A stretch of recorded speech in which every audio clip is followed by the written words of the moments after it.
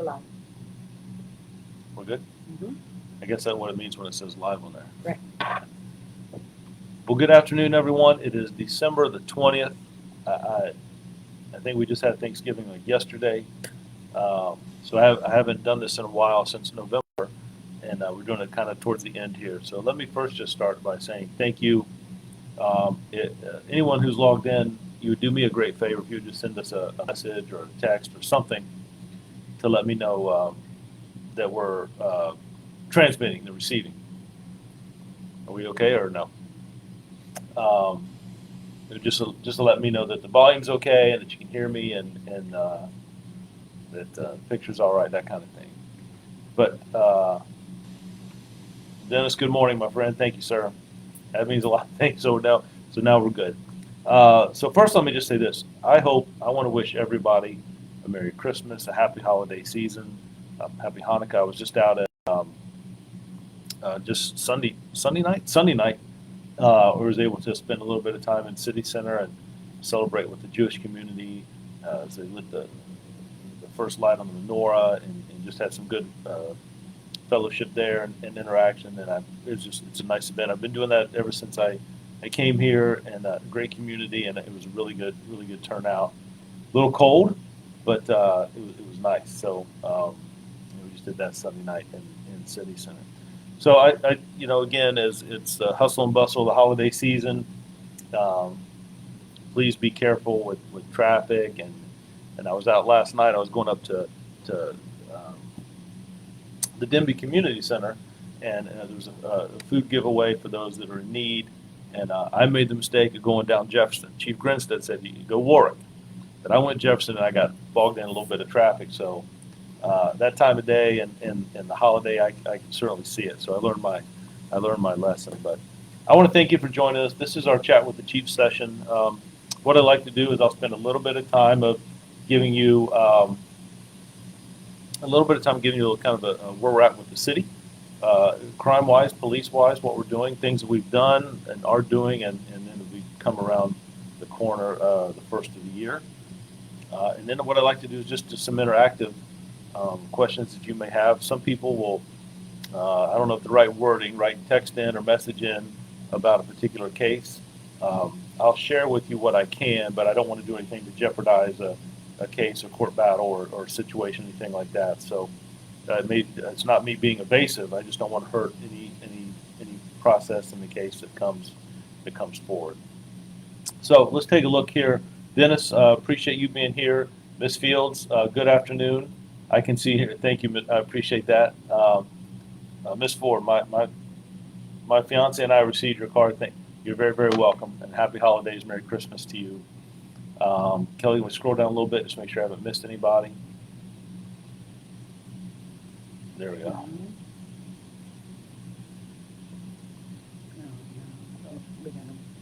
All right, so that's all right. So let's go back and let me just catch the messages, and we'll delete those in a minute. Okay, so we are All at right. Chelsea. Chelsea, good afternoon. Thank you for being here. Cameron, my friend, I hope you're. Well, I guess you're off today with school, but I hope you have a great holiday. I look forward to seeing you and the rest of the young adult police commissioners. Garvin, thank you, my friend. Perfect, good. Linda, Merry Christmas to you. Please be safe the holiday season. And if there some of the messages with I guess it's the Facebook system, some messages will pop up from other links or whatever. So we'll pause a minute and clear that out and keep going. If I miss someone, we will spend a little bit of time of going back to making sure we hit those. But if I miss a comment, I'm not ignoring you. Charge it to my head, not my heart. But we will just work through it. But I want to go back and see a couple of these that we missed. So it's Garvin, I got. Linda, I got. Robin, good afternoon. It's good to see you. Thank you for being here. Keith, good afternoon, Chief. Hope you have a safe Keith, same to you. Please be safe up there. It's challenging. It's challenging times right now, but it's okay. It's all right. Are we all caught up, Kelly? If I missed anybody? Irene, good afternoon, Chief Drew. Merry Christmas to you. I appreciate you being here today. I did a couple interviews, one yesterday and one today. Yesterday we met with a reporter and just talked about technology, and that's something that this department is tried to embrace over the last year and a half as we move forward, whether it's our real-time crime center or license plate readers or adding a second shot spotter system, giving a cell phone to every officer, working into tapping into other camera footage and software on that we're using for search warrants with technology and phones on our SWAT missions, utilizing technology sometimes before throwing a camera in to using a small drone to see if there's a dangerous situation. We just had a SWAT mission the other night in our southeast community, and we were able to use drone footage there to make sure that community members and officers were safe. So anyway, I just share that with you. That's one of the interviews I had yesterday, and today I just left an interview. Just being open and transparent, was a conversation about a situation we had latter part of November, early part of December, where we had some individuals that were doing some street racing, driving recklessly with cars, and an officer, a citizen, had called about a reckless driving complaint. So an officer responded and was immediately surrounded by a number of individuals that kicked the taillights out of the police vehicle and got up on top and jumped up and down in the car. Now, a couple things. If that officer would have panicked and drove forward or put that car in reverse to get out of that dangerous situation, people would have been injured. And I could not be more impressed with, I won't use his name, but I could not be more impressed with the officer and his demeanor, how he handled that situation. But it causes me great concern and, quite frankly, some frustration. As we try to serve the citizens and keep people safe, behavior that some people think is fun puts other people in danger. Can you imagine going out doing Christmas shopping and you're struck by a vehicle that's driving recklessly, trying to show off a car, or even when those individuals pull off or street race? And it was about 2 months ago, the situation on Jefferson Avenue where there's a car accident as a result of street racing, and the individual lost their life. So it puts people in danger, and my frustration is that others thinking it's fun because of the danger associated with it. So myself, and I shared this with the reporter today, myself, and I'm going to be asking to meet with the other chiefs in the area, state police, to just talk about our response going forward, tactically, strategically, utilizing technology, and then charges and prosecutions. I cannot have officers put in those situations. Citizens should not have to be put in those situations, and safety is always the top concern. So just sharing with you a little bit about the 2 interviews I just had. Let me get caught up here. Ms. Hicks, the police force or any other place helping families scroll just a little bit up, asking for, wait a minute, is the police force or any other place helping families? Okay. In hotels for Christmas, asking for our friend. I don't know what the situation is. When you mean helping, you have to help me a little bit. Maybe you can instant message us or give us a phone number. We can reach out and kind of see what the situation is. There are entities out there that help people in need. I just don't, when you say helping, just help me a little bit understand what that is. But I do appreciate you being here, Ms. Hicks. Thank you.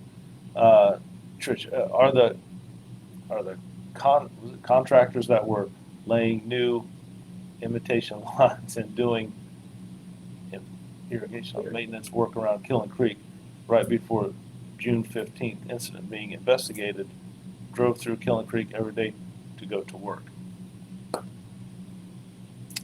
Being investigated for what? We're not Yeah, sure. I'm not sure. If you want to send us a message, I'm not sure about what that case is or the situation. Are the contractors that were laying new irrigation lines? Yeah, I'm not sure if that's a works utility situation.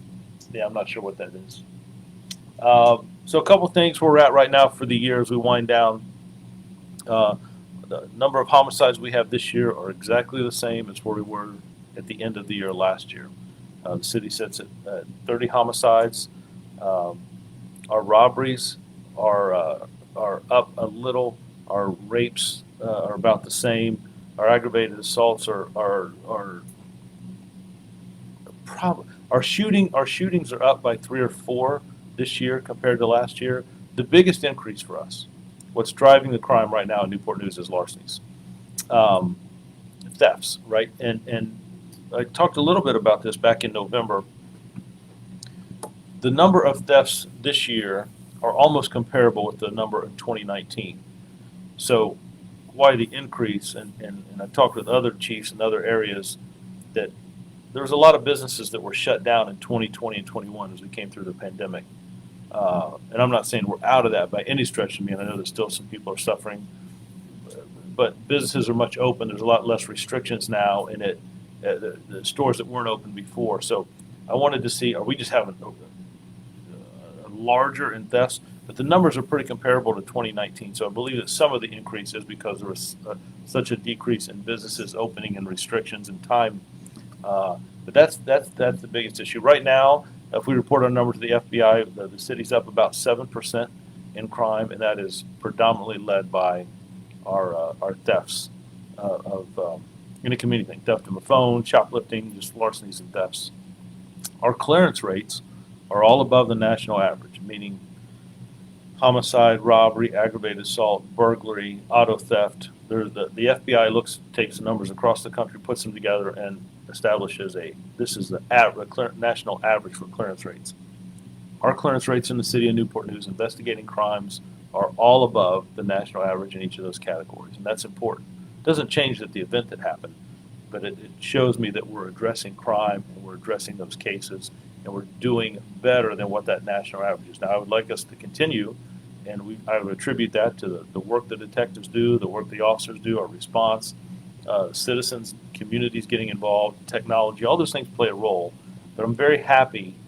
What we don't want to do is fall below that national average. So I want to make sure that we're maintaining what we're doing and continue to look. Kelly, I'm going to go back here now. Last one I remember, I think, was Keith and Trish. I saw. All right, I have a. Kizzy is back. All right, let me read it. Explaining about. All right, let me read it just for a minute.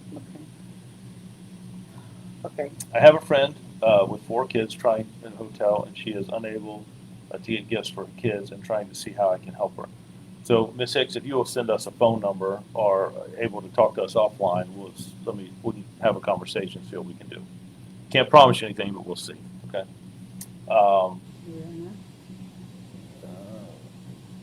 Good afternoon, Chief Drew. Ms. Carter, thank you. Merry Christmas, Happy Holidays to you. Rebecca, thanks for being here. Why aren't we talking more about the June 15th incident? Why isn't there more being, what does it say, being out and about it?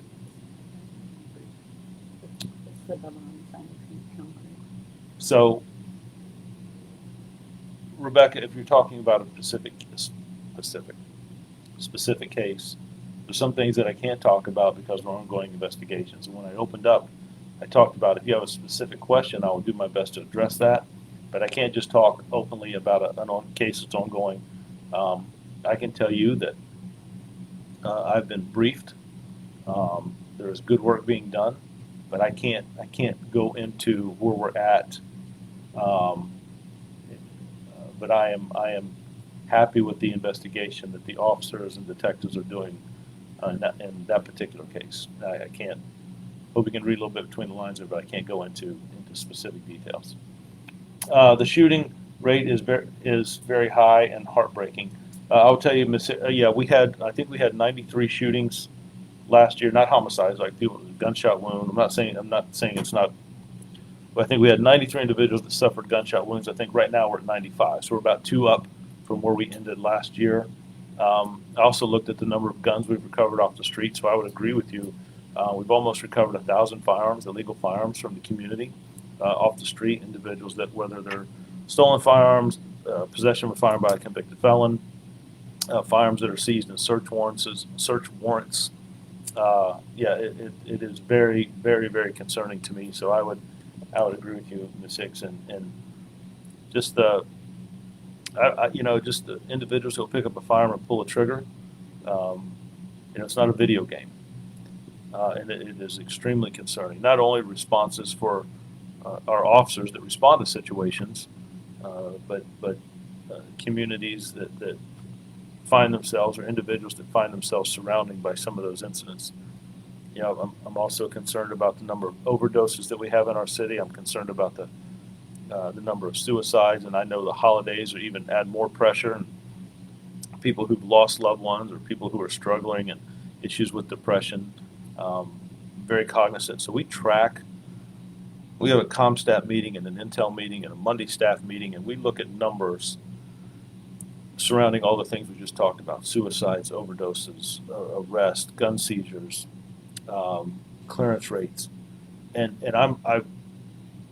I look at those numbers because I want to know: are we up? Are we down? Are our strategies working? Are they not working? But I am very cognizant that every one of those numbers, every one of those statistics, every one of those data points, that's an individual, it's a family, it's a community.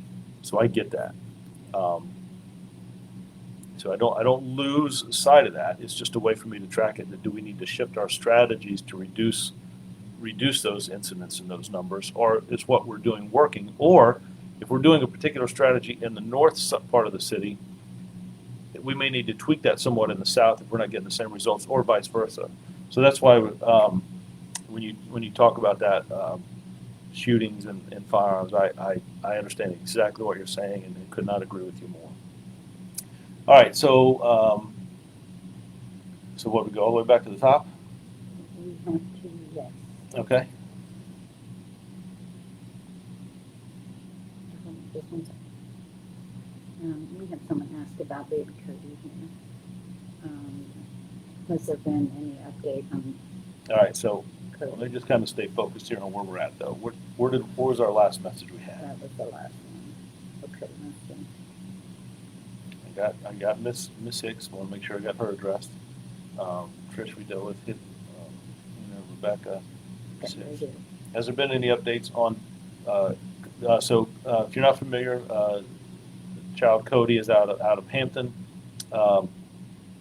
I do have a great relationship with Chief Talbot over in Hampton, the Hampton Police Department.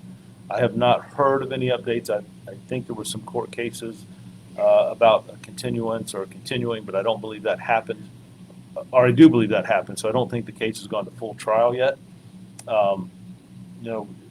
The cases involving children are extremely difficult, and the disappearance and trying to find that beautiful little boy, I know is a top priority, and I know it takes a toll on Chief Talbot and the police department as well as us. Anytime we have a victim and that we can't locate them or find them, and then especially with a child, it is extremely hard on officers, and I would tell you on chiefs as well. So I don't know more about that. And if I did, I don't know that I would go much more into it. I just know it is a hard situation for everyone involved. I pray for his family. Okay, I believe I'm looking at Miss Hicks here. I believe so. Just wanted to know if there might know anything or has been missing too long. Yes, he certainly has. And I'm not, like I said, it is a Hampton case, so I'm not as up to date, but I do know. I talked to Chief Talbot just a couple weeks ago, and we were talking about cases that he's working on and cases we have, and just a great relationship. And that, I would just tell you, those take a toll. But I don't have anything more that I can or should share. Robin, 1,000 Firearms, great job. Well, Robin, first of all, Merry Christmas to you. So, I always look at, to me, the firearms, not only the number of firearms, but the type of firearms that we're receiving from the community are off the streets. Some of those are what I would just call military grade assault rifles or SKS assault rifles that just have no business in the hands of individuals doing harm. Now, I'm not even talking about the Second Amendment. I'm talking about human behavior and picking up a firearm for damage to hurt others. And those, like I said, it's not a video game, and whether it's group or gang activity, whether it's committing a robbery, whether it's showing a gun off, whether it's playing with a firearm and it accidentally, I can't tell you the number of accidental shootings that we have where people are looking at a firearm or playing with it and they shoot themselves in the hand or the leg. But I can tell you that the loss of life is tragic. It plays a role in families, especially around the holiday seasons. we just had we have a homicide support group, and they just had the Christmas party, and those that came out and just interact once a month with detectives on open and shut cases, people who've lost loved ones, and to see the detectives and the police department build relationships and they become part of a family, right? It's just a place where they can interact and a safe place and talk and share about their loved one and help other individuals who may have lost someone, that they're able to give them advice and encouragement. And it's just something really beautiful to see. The homicide group has just done an amazing job with that, and I'm just very, very, very thankful. Thanks, Mix Six. I appreciate that. Deborah, thank you. Thanks for being here and joining us today. If I missed any I don't like the, oh, wait a minute. Let me catch up with you guys now. All right. Annette, Deborah. yep, I got Deborah. Annette, thank you for being here. Be safe, Chief. Same to your officer as well. I appreciate that, Ms. Hicks. Thank you very much. That means a lot. Prayers for your officers and staff and family. Thank you, Ms. Stokes. I appreciate that.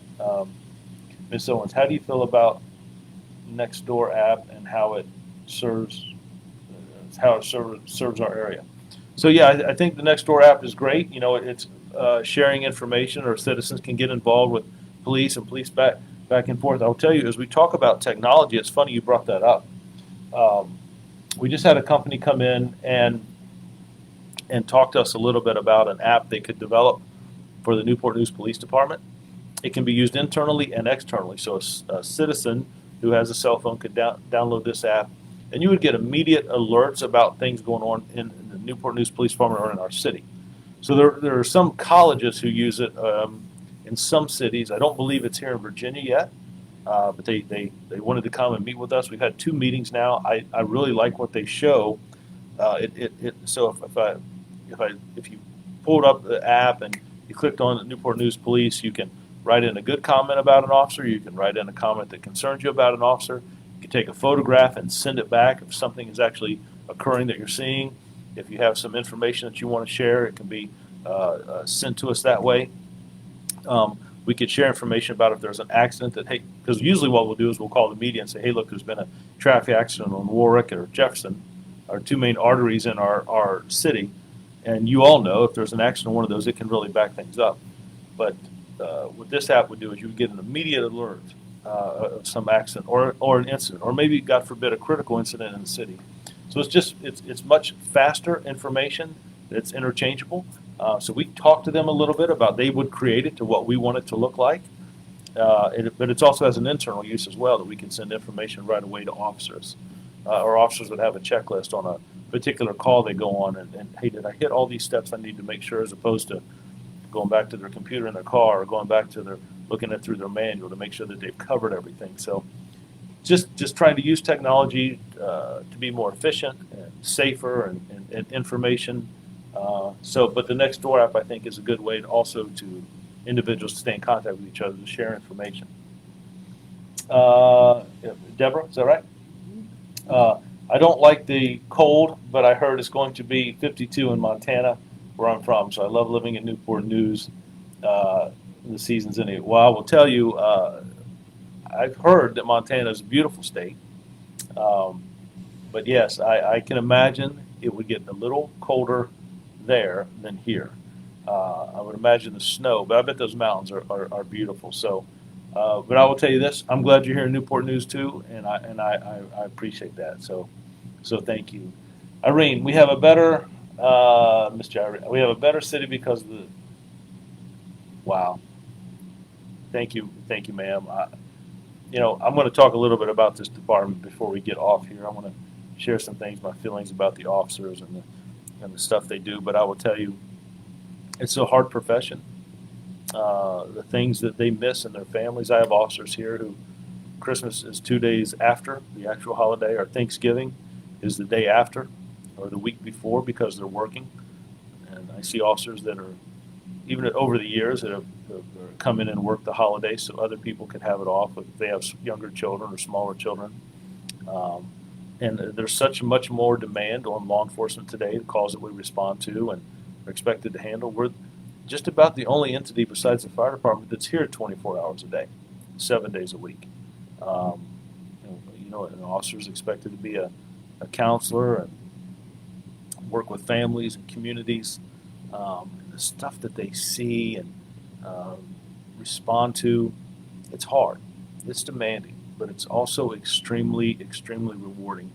And I see these men and women day in and day out. On my desk, I've got about 52 Christmas cards from kids from Achievable Dream, and they some of the letters they wrote. Well, first of all, they got better penmanship than I do, but some of the letters they wrote, and it's just from their heart. They're thanking officers for what they do in the community, how they interact, what they see them do. It's just really. I'm going to put that in our newsletter. I'm going to ask Ms. King to put that in our newsletter, take a couple of photographs. But because the men and women who do this job don't do it to get rich, I promise you. They do it because they care, they have a compassion. And people come and go in this profession, and I get it. Families that may not want their husband, or wives, or sons or daughters doing this profession, the moms and dads, I understand that. It's challenging. Law enforcement is challenging across the country, and it continues to get harder. There's more and more training. There's more and more types of calls that we're responding to that really aren't crimes, right? But men and women who do this profession stay with it. I tell you, I have the utmost respect for them. So the diligence that you talk about, I think is right on, and I appreciate that. It means a lot. And the men and women in this department, men and women in this profession need to hear more of that, and I appreciate that. Okay, got is that Titus? good afternoon, Chief. We have a great, safe, and blessed week. Oh, have a great, safe, and blessed week, and Christmas to you and the whole department and families. Thank you very much. I appreciate that. That means a lot. Oh, negative 52. I was going negative 52. Like, is that like you walk outside and you're frozen? That's crazy. Negative 52. Oh my, I can't even imagine what that does. Do cars run in that weather? That's crazy. Yes, I would say we are much more blessed with some manageable temperatures than that. Negative 52. Is that with wind chill or not? Let's see. I moved here 5 years ago from Philadelphia, and it's a lot slower. It's a lot slower than what I'm used to being from a city, but the city is good, and the police department is better there where I'm. Police department. Yep, read that to me, Kelly. I can't read it. Than where I'm from. The police department is better than where I'm from. Well, Ours is better. I think that's a compliment, Miss Hicks. I want to make sure I'm reading that right. I was like, Kelly, am I reading? But I appreciate that, and I appreciate the comment about Montana as well. So let me catch up a little bit. I want to share with you. We have a police academy graduating class of recruits. We have 20 recruits that will graduate in March of 2023. We're hiring for a new class. Our goal is to have 30 new recruits in the class that will start in February. We're almost there. I think we'll hit that number. And then we'll put another class in April. So it takes us about 6-7 months, but there's some things that I want to do, and I'm going to share with you, because I've talked about it with a few people. So this is breaking news, right? Breaking news. Highly, highly, highly classified. When I look at training in 21st century policing, and I've talked to our city manager, assistant city manager, and the chiefs here, one of the things that I want to do with our department, our training academy, is as we move into the new year and the next classes, I want to transform our academy to more an academic-based structure. So what does that mean? We still are mandated by the state to be a sworn officer. You're still going to learn the basics: handcuffing and pursuit procedures and policy, the law. We're going to learn those things. But I want us to also look at classes on psychology, sociology, classes on writing, who, what, where, when, how, telling a story. So when the Commonwealth attorney or judge or jury look at a police report, that it tells a story. not just sometimes we get so the suspect did this and the perpetrator, right? But I want us to tell a story. I want us to use professionals. Nothing against police instructors, but there is a way that the mind works. I'm going to get all technical now. There's a way that the mind works, and there are professionals, there's professors that will teach instructors. I was talking to one of the lieutenants the other day on how better ways of teaching so that people comprehend it, understand it, and can give it back out. That they don't just hear it and memorize it, but they learn it. That they look at the situation as a holistic approach. I would like to have professors from CNU come in and teach in our academy. I would like to have professors from Virginia Peninsula College come in and teach at our academy. I'd like to send lieutenants to their colleges to teach in their criminal justice programs. But I really am looking at a class on the history of our city, history of the shipyard, history of Warwick County and Newport News and how it developed, how we've evolved, how the city has grown. I think that's important. And so I'd like to see us go more towards an academic base. It will, matter of fact, I have a meeting with a member of DCJS tomorrow to talk a little bit about that. And I'm not even opposed to further down the line that we bring on a professional educator or contract with a professional educator to help our academy director run the academy. So I think that's important. I think that's 21st century policing. There's a couple states that are going that route, and I would like to see us. I just got a magazine, a book from the Police Executive Research Forum, PERF, that talks a little bit about that same program. So I will probably look to some educators to help set that up, reviewing what we're teaching and learning in the academy, the hours that we spend doing that. But I'm excited about. I think the two priorities for me next year, of course, is going to be to address crime and solve it, our interaction with youth and community, but to staff the department completely, fully staff it, right, and then to to tweak and change our academy to a more college environment and more of a college setting, if that makes sense. Is Carrie where I left off at, or is there one before her? No. Ms. Cox, thank you. I know we're going to have some conversations later today. I appreciate everything you do. Thanks for being here today.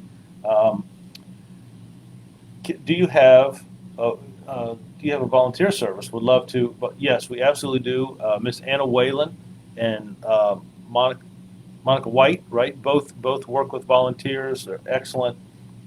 Citizens Academy. There's the CPAAA Citizens Alumni Academy.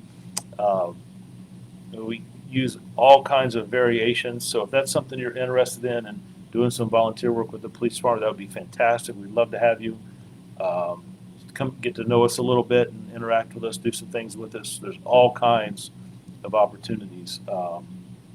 And I should say that if you're looking to get into law enforcement, we're always hiring, especially for the position of police officer, but there are other opportunities here as well through dispatch. Those individuals just do a phenomenal job. I talk about how hard law enforcement is, stuff that we see. How would you like to be in a chair and all you can do is hear it? You don't get to see what's occurring or the resolution, you're just hearing it. So our dispatchers, I think, are some of the best in the state. That is a very, very hard profession. It's a very, very high stressful profession. So you got to have some really committed and dedicated individuals. I could not be more happy with what Laura and Morgan Tegens have done with our Val have done with our 911 center. They just do amazing work, and I know that's a challenging job. And I don't tell them as much or see them as much as I should, but I want them to know I appreciate them and the work that they do. We have positions in records, police aides, and certainly positions for volunteers. So if that's something you're interested in, I would love to talk to you a little more. That'd be great. Erica, Merry Christmas, Chief Drew. Have a safe and happy holidays. Erica, well, happy holidays to you. It's great to hear from you. I hope you're doing well where you're at, and please be safe, you and your family. And it's great to hear from you. Hey, Chief, I hope you're doing great today. Am I reading that right? Is it Faraz? Am I saying that right? Thank you, my friend, for being here. And Ms. Hicks, if you're interested in dispatch, we are always hiring there as well. So we'll send you a link. And I could even have one of the recruiters call you and touch base. But if that's something you're interested in, and we are hiring part-time. But if that's something, a profession you would like to get in, it is extremely rewarding. It's challenging. I'm not going to hide that from you. It's difficult, but it's very, very rewarding. Again, I think it goes back to that heart for service. And trying to run this department like a family, we don't always agree. I promise you that. But the men and women who do this job, for the stuff that they see, hear, the stuff that they're exposed to, the times that they miss, the hours they put in, that sacrifice that to serve others, that to me is a family. The men and women, they matter to me. The citizens of this community matter to me. They have a heart and a passion for youth. They matter. If you go back and look at any on our Facebook pages or social media, any award ceremony, promotion ceremony, graduation, memorial service, you will always see a high school student as a guest speaker. And I do that because I'm trying to send a message to the youth of this city that they matter to me. And I also want to send a message to the men and women who do this job, wear this uniform, that youth matter. While I'm there, I want to, some of our best outreach to youth is our school resource officers. So we have a SRO in just about every middle school and high school in the city. That's one of the things that we wanted to do when the school year started. There's some phenomenal men and women that work with our youth day in and day out to build relationship, to protect the schools, mentor, and just be there. Now, there's a safety issue as well, to do the best we can to prevent any type of critical incident occurring in a school. But it's also about building relationships. And whether they're at working a football game, a basketball game, Captain J.P. Smith, Lieutenant Karen Allen, Sergeant Stokes, and Sergeant Goss, they just do a phenomenal job. They're very, very special people. And I appreciate the work that they do day in and day out, working with our youth and at our high schools. And we have the school division, we have a great relationship with Dr. Parker, Richard Wright.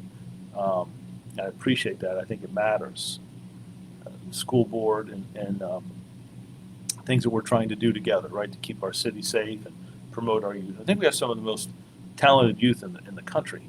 I enjoy going to the football games and stopping by a basketball game. I enjoy seeing them perform. I got to see a great Christmas concert. I went up to Jenkins Elementary School and got to hear some elementary kids just singing their heart out.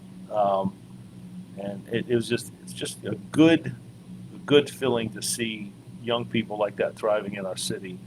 And I appreciate that. And I appreciate the officers that interact. I'm telling you, you may not feel the benefit right away, but it's there. It matters. It matters.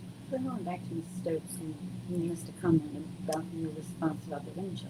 All right, so let's see. Deborah, yes, they do. We plug them in at night. That's before wind chill. Your hands freeze just pumping gas. And I've been there when it's negative 60. I can't even imagine that. Before wind chill, they actually put some businesses down and keep kids home. It can be deadly, especially to the younger kids, and not only have a blessed day. Deborah, I'll tell you, I can't even imagine negative 60. I don't even think I've ever heard that in a sentence before. That's just like crazy. Isn't that where like Santa Claus lives? Like in the North Pole, like negative 60? That's crazy. I can't imagine snow and ice. That's crazy. But yes. So I'm very thankful for where we are at. Hey, Chief. Hope you're doing great today. I appreciate that, Erica. I got you. Again, Erica, thanks for being here. Let's see. I'm definitely up for the challenge, and it would be great. Scroll down just a little bit. You missed a few right there. It'd be great if you could send me the link. Yeah, Ms. Hicks absolutely will. That'd be fantastic. So, Response question yeah, about. okay, so we're back cold. to football. All right, so we're good. Catcher. Is there 2 academies per year or 3? So that is a great question. So traditionally, when I first got here in 2018, we did an academy every 6 months. We did 2 academies. We averaged about 20, 25 people in each class. Part of my concern, though, was when we lose people or people retire or they leave or don't want to do this job anymore, it may be another 6 months before an academy happens, and then even then it's 6, 7 months in training. So it could be up to a year or a year and a half to replace a person. So Right now, we run 3 academies a year, and they overlap. So we do one about every 3.5, every 4 months, and we're trying to put 20 to 25 in each class. So there is a shorter time frame, and we pre-hire. So, for example, I may hire somebody January 1. The academy may not start until February 1. So we'll pay them that recruit salary. We embed them in the police department. They can work in our records division or maybe an assistant somewhere in investigations or do ride-alongs, whatever it might be, to get them to start learning a little bit about the police department. What I don't want is, hey, we've got a great recruit and we're going to start an academy in 2.5 months. And they just sit at home. Some people may not wait for that 2.5 months and know, I'm going to go somewhere else. So we'll bring them on as soon as we can.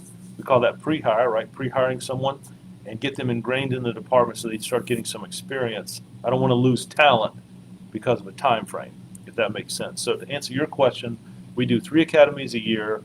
My intent in March is to add some people to the training academy. I asked them to do a lot.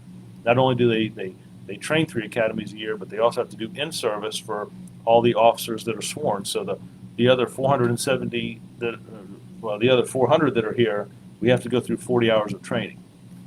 And remember, in our academies, we're training twice the amount of time that the state mandates. But I think that's beneficial. And to add some of these other classes, it will make the academy longer. But I think it will make a better recruit, understanding history and history of law enforcement, history of our city, the psychology, why people may act the way they act or how they act in a certain state, why that might happen, and how they deal with trauma. I don't think you see a lot of that, and I'm not comparing us to any other department. Just here, I'd like to see us more in an academic based in that training in our academy. Question about how can I get Montana if our cars work? Is there 2 accounts? We got that. I'm definitely up for the challenge. All right, so we're all caught up. We're good. So we've talked about kind of where we're at. We've talked a little bit about our crime data and stats. It usually takes us till the end of January to finalize because crime reports, updates, and things put in. But we'll probably have that out by the end of January. We'll do an annual report this year, just like before. We'll put that online. We'll have some books printed up, but a lot of people look at it more online. We've talked about our academies, one graduating in March, another one starting in the next academy starting in February. An academy after that will start in April. And my plan is to put some more individuals in the narcotics division, but our number one commitment, narcotics and gangs both I need to put people there, but our number one commitment has to be to keep patrol staffed adequately for safety, to respond to citizen calls and concerns, to interact with our youth, making sure that our SROs are staffed the way they need to be. All those things matter and are important. So as we're coming up on almost halfway through the school year, I think that's been a big plus for us. And how about the Warwick High School and going all the way? I just enjoy the youth of this city, and I see the men and women of this department interact with youth. That matters. That young adult police commissioners, right? A freshman, sophomore, junior, and senior of every high school that interact with us and have conversations with recruits. And you know what? If I've got some time left at the end, I want to share with you. We do a session where the recruits and the students talk right before the recruits graduate. And some of those recruits are not many but 2 or 3 years older than some high school students. I want to share that with you. Ms. Hicks, I sent you guys a direct message on Facebook. All right, perfect. We'll get that, and we'll get that link to you. And sometimes people say that the system is user-friendly, and sometimes that they feel like it's not. Don't get up. Don't get up. Don't give up or get frustrated if it doesn't work or just give me a phone number, and we will call you directly because I don't want to lose good people to lack of or some of the issues in technology. So it's 12:45. Any other, Kelly, have I missed any other questions? I think we covered that. I want to remind everyone again that school's out, holiday season. There's going to be a lot of hustle and bustle. Please be careful. I do want to wish everybody a great holiday, a Merry Christmas, Happy Hanukkah. Like I said, it was a great event the other night in the city center. We got the tree in city center. I encourage people to come out and look at it. But it just all the things going on, and please be cognizant of speed, and there's going to be some heavy traffic. It's the holiday season, right? That's going to happen. So just take a deep breath, slow everything down. But it is a great time to remember, what we're thankful for and how blessed we are. And there's those that may be struggling and need help to remember them. Maybe those that are going through some things. The holiday season is not a happy time for them, and the issues that they deal with, maybe internally themselves or their families or situations. So anything we can do to give back and help our fellow citizens here in Newport News, I think is important. Karen, can you address who is? Wait, jumped a minute. Can you address who is stealing cars in the area? Can I address who is stealing cars?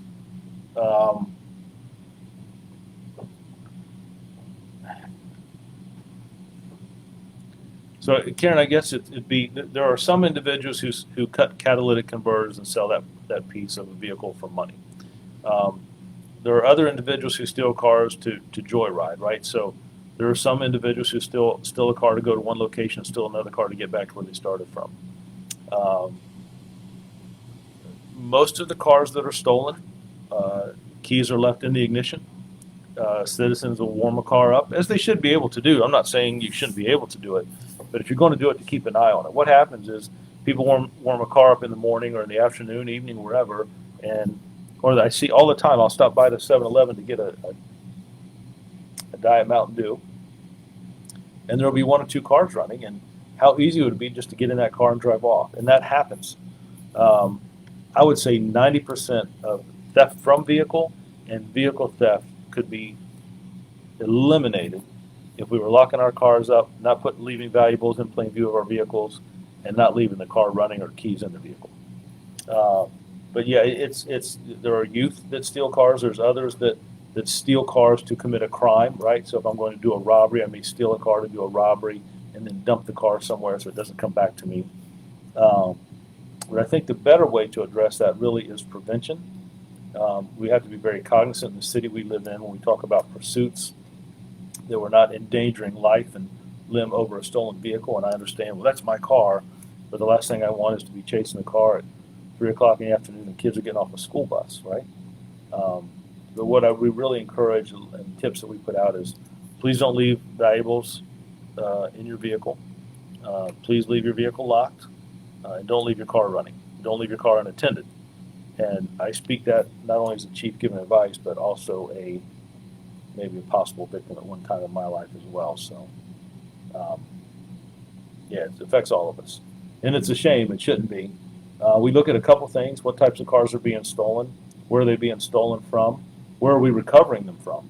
And talking to other jurisdictions as well. But a lot of it could be averted by some things that we did on our individually on our part. I'm glad to be with you, PD. Can't wait to get started. Thanks to you. Wow, Ferguson, right? Am I reading that right? I'm excited for you as well. Can't wait, and it will be great, no doubt. But look, like I said, this is a challenging job. But men and women who want to come here and work and do this job, serve the citizens, and that's what I'm trying to bring into this department. People who think outside the box and are creative. We can't police the same way we did in 1985. It's a different time, and we've evolved in 21st century policing and utilizing technology and all the different things, and having people come in that have a heart for service, that care about other people. But there is no substitute for people who interact. And Dr. Lyons talks to us all the time about communication, building relationships, working together, working with our youth of our community. Those things matter, and that's what I'm trying to bring into this department. We're going to give you the best training we can. And look, I'm telling you, this department makes mistakes. I make plenty of them. But what do we do after we make those mistakes? How do we are open and transparent? We try to do better, being better today than we were yesterday, and better tomorrow than we are today. Bringing in new training, evolving, utilizing technology, taking it to the next level. And I will tell you, officers on the department today and law are much more tech savvy than we were when I first started. I still struggle with it. But I think we have to look at new ideas. Sometimes we're set in our ways, myself included. We have to look at new ideas and new strategies and what can we bring to the table. But I still get up every day and I'm optimistic. I don't know of any other profession where you get to get up every day and help people in the time that they may need it the most. People who want to do that, that's why I try to run the department like a family. I didn't mean to go, I appreciate the men and women who do this job. Let's go up a little bit. I think I still missed a couple. No. Okay, good. Carrie was thanking you for the information. Carrie, on the vehicle. got you, Carrie. Thank you. Got you. And Fran. Your parents must be so proud of Merry Christmas. Well, I don't know, Fran. I got to go see them about a month ago and spend some time with them. I'll be here during the Christmas holiday. I think it's important to be here while officers are working. As a matter of fact, I'll tell you an assignment that myself and the assistant chiefs and some of our captains and lieutenants are going to do the day after Christmas. But I appreciate that. I certainly have my challenges growing up. Believe me. Believe me. Scroll up a little bit. Who's a bug? Okay, good. Is it Chelsea Diggs? Am I reading that right? Never let yesterday's problems affect tomorrow's dreams. I like that. Tell you, I'm going to use that in a speech at graduation. Never let yesterday's problems affect tomorrow's dreams. I appreciate that. She had one right above that. I sent an email about community ideas to make new. I sent an email, Chief, about. Did you send? Okay, we'll track it down. Scrolling down. Welcome to the force. Oh, you're welcome, Ferguson. Oh, gotcha. All right, now we're caught up. Mhm. So let me share with you a little bit about when I talked about the academy and training. Here's one of the reasons. What I'd like to do is this young adult police commissioner program we have. It's freshman, sophomore, junior, senior from our high school. So we should have 24, six high schools times 4, 24. For some reason we got 28. I don't know where the other 4 students came from. They snuck in on me, but it's great. And we usually have an academy, 20 to 25. And right before they graduate, I like to put them in a room, intermingle them, and we have a discussion. So we'll talk a little bit about why did you want to be a young adult police commissioner? Where do you go to high school? What are your dreams? What do you want to do? And we'll talk to the officers. Where are you from? Why did you want to join law enforcement? So they get to know each other, fill each other out. Then eventually we get to the point where we're asking each other some questions back and forth. There's one question that I like to ask. I'll ask several members of our high schools, the commissioners, right, young adult police commissioners, what do you want from these new officers? And I hear things like, don't judge us. Don't judge us by our beliefs, our values. Don't judge us by our skin color. Don't judge us by our gender or where we live, our zip codes. And then I ask the officers, what do you want from youth? Oh, and the youth will also say, we'd like you to interact with us. Don't just ignore us. Have conversations with us. One, my friend even says, when I wave at an officer, Chief Drew, I want him to wave back. That's something so simple, right? So then I ask the officers, what would you like from the youth? And the officers say, the recruits say, don't judge me because of the uniform I wear. Don't judge me because of an interaction you might have had with another officer. Don't judge me because of what you saw another department do. Don't judge me because of preconceived notions or what rumors you've heard. Judge me for me. Interact with me. Stop and talk to me. So they want the same thing. So then I ask the high school students, what class do you have that teaches you to build relationships with recruits or with police officers in high school? And they look at me like, what do you mean? I'm like, well, Mitchville, what class teaches you to work with police? All right, well, maybe they don't have it there. Warwick, we don't have that class, Chief. So then I ask our academy instructors, what classes do we have that teach officers how to interact with citizens and especially the youth? And the instructors look at me. I already know the answer. There's no state mandated class that we get credit for to be an officer to do that. Smart officers realize very, very quickly we have to build relationships. My problem is, or my concern is that do we spend enough time enforcing that and teaching it to brand new officers? It's great that you know the policies and procedures, but it's more important, or certainly equal, that we understand who we're serving. When we raise the right hand, and I swear, who we're interacting with. And that's what led me to this. I want to change how we're instructing and how we're teaching. I don't want to add. So like I said, I'm meeting with and a member of DCJS, Department of Criminal Justice Services, who oversees training. That's important, and I just think it's the next evolution for us in 21st century policing. Everything starts with training, and I'm not just talking about recruit class. I'm talking about officers like me who are here and our 40 hours of in service each year to incorporate some of that. So I just wanted to share that with you. Did I miss anybody? Are we still good? We're so good. So I'll have that meeting tomorrow. We'll be working on our budget, some things that we want to bring into the department. There's a little bit of technology stuff there, but a lot of it is adjusting some things, dealing with some personnel, some part-time positions. Maybe some part-time positions that help us with inspections and audits, part-time positions that help us with economic crimes like Bitcoin, whatever that is, wherever it is. But theft from people's bank accounts and those type things, to have maybe some bank examiners or people who work in that field who would want to work with us part-time. We talked about part-time dispatchers. We have a real-time crime center that we want to add some things to and continue to develop and work on. We have some technology coming that helps us analyze ballistics and ammunition faster than what we're doing now. How we make sure that we're putting good cases together for our Commonwealth Attorney and sharing information with them. I think that's important. So those are just some things that we're looking at. I'll probably work on the budget a little bit later today. We're going to do this same session again tonight at 6 o'clock. I'll try not to be so repetitive, but it's really meant to be interactive. And here again, using technology this way. I wasn't sure. I grew up in policing where you went to a location, you met citizens, you had a meeting, and you shared ideas, and that was it. And now I'm talking to this little round ball with a blue eye in it, and people chime in and chime out. I apologize again. But I wasn't sure. But I think it's been very beneficial that you can look at certain segments, you can ask questions. That's really what it's about. Trying to be open, transparent, have some straight conversations with our citizens and community members.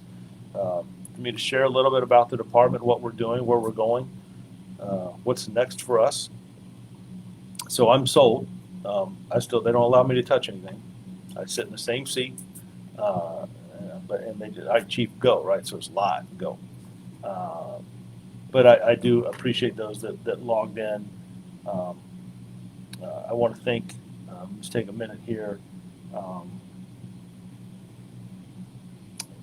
before I close out. Make sense. Is there any progress in the Aqueduct crime going on? I always notice there's always a cop car sitting in that community. I'll tell you what, Ms. Hicks, you're pretty well locked in. You know a lot of stuff going on. I don't know who you're talking to. Aqueduct apartment complex is a concern for me, and I'll tell you why. I need more cameras there. I need more lighting there. It is a concern. There is some progress in some cases, but I'd like to see a decrease in cases, if you know what I mean. There's some things I think we could do environmentally and structurally there. I don't think that we're going to go in there and arrest our way out of the problem in that particular neighborhood or area. And there's good people who live there. There are individuals who come to those locations and prey or try to take advantage of those. But there's some things I would like to see, some additional cameras, maybe some license plate readers in that area, and some lighting. Those are things we're trying to work on, just being transparent with you. Those are some things that we're trying to work on as we move forward.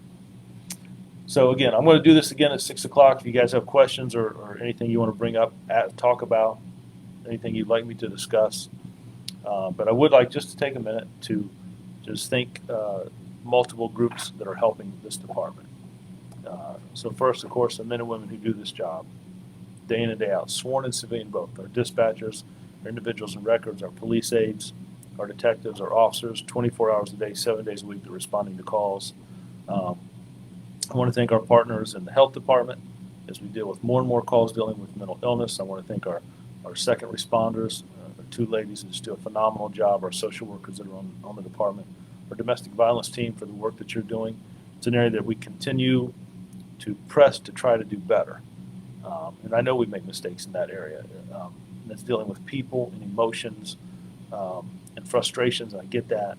I want to make sure that we're doing the best we can.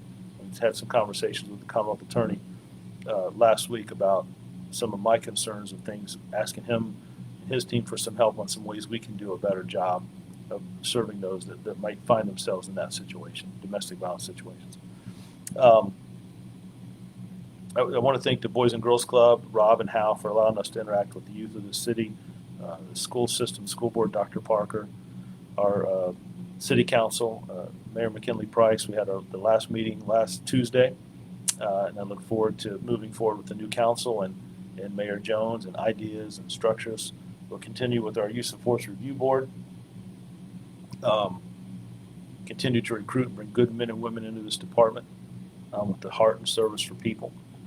And as I talk about that, I want to also thank the Newport News Police Foundation for the work that they do, raising some money to do some events for not only the police department and youth and things that we need and equipment-wise that we might not be in our funding budget or not as much as we'd like to have there, and some things we do.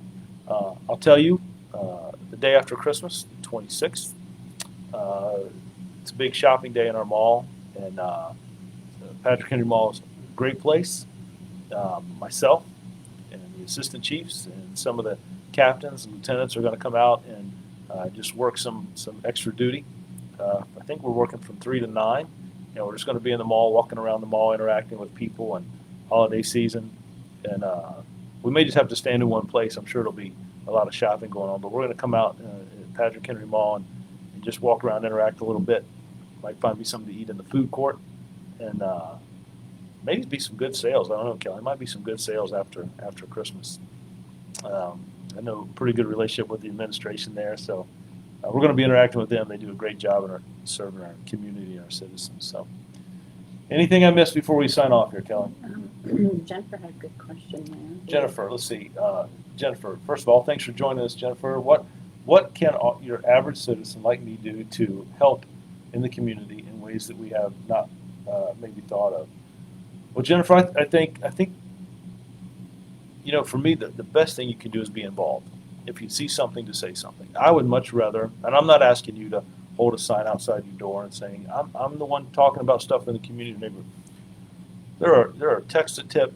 You can dial 911 and request it. No, I don't want to talk to an officer, but I want you to know that this vehicle or this individual or this house or this group or this location is a problem, to share information.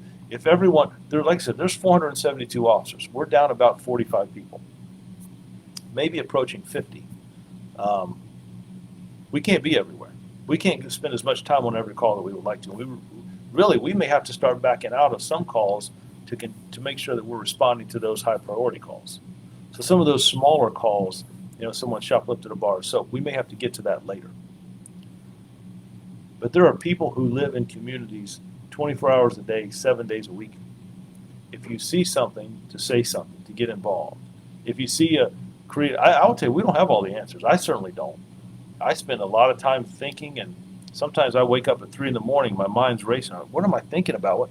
I'm trying to figure out a better way to address some issue. So I would just, if there's any ideas and thoughts that you have, but for me, right out the bat, it is to stay involved in your community. I will tell you, individuals who want to commit crime, they may go to a community once, and if they see citizens there that, look, every time we go here, there's somebody calling the police are always here. That's because people are owning their community. Those neighborhoods where people don't call, what happens is an individual will go there and may start looking into car windows. Nobody calls. He may or she may open a car door and steal something out of that. Nobody calls. They don't see the police come by in the community. The next thing, hey, look, they tell a friend. Next thing, you got 3 or 4. And then you start building that. Here's a community that nobody calls the police. We never see the police come by. Nobody must care, so we can do whatever we want. It's very different than communities who do get involved and do get engaged. So that would be my message to you. We can't be everywhere at once. We try to do those calls. Matter of fact, we were just in a meeting on Monday. We spent a lot of time talking about our structure. But I do want to get our staffing numbers back up to where they should be. Now, we're having officers fill those vacancies right now with overtime, but I'm also very cognizant of the amount of pressure and stress that we put on them, right? There has to be a work-life balance. So I'm very happy with the job the recruiting division is doing, getting more officers in here. There's good people that are applying to do this job. So that's what I would ask, is to just be involved. Be involved. Keith, be safe. Hope you and the officers have a safe and happy New Year. Merry Christmas. Keith, appreciate you, my friend. Thanks. It's always good to talk to you. Hope things are going well up there in the Ashland area. So we're gonna sign off Yeah, here. just Chelsea, we appreciate your shout out to the Boys and Girls Club. Oh, Chelsea was saying yay for the Boys and Girls. Yes. That's what that is. Is Yes. that like a hashtag thing? Yes, sir. Wow. I'm learning some of the lingo. I will say, I usually do these with Kelly and Sarah. We have a new addition with us. Matt is on board now. He is highly tech savvy. He's also made it very clear for me not to touch anything. So Kelly has taught him well.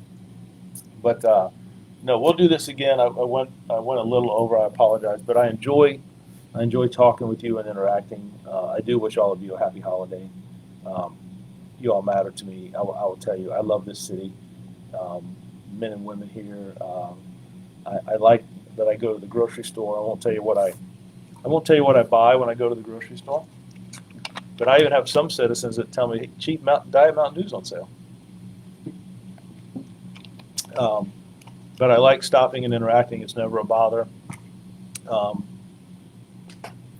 But yeah, we're all in this together. And our job is to try to make this city a better city, the safest it can be.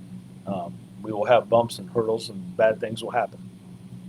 But I think part of our strength is how much we rely on each other and work together. So I appreciate the citizens that do get involved, that do cooperate and do work. And I understand frustrations. Chief, we haven't seen a decrease in speeding in this neighborhood, or we can hear gunshots going off. I get it. What we can't do is give up and just throw our hands up, and we got to just continue to work at it, right, and work together. So we'll do this again tonight, 6 o'clock, right, Kelly? Am I correct? 6 o'clock. Thank you for being here, and I appreciate y'all. Please, happy holidays, Merry Christmas, Happy Hanukkah, and I will talk to you all again at 6 this evening. Take care.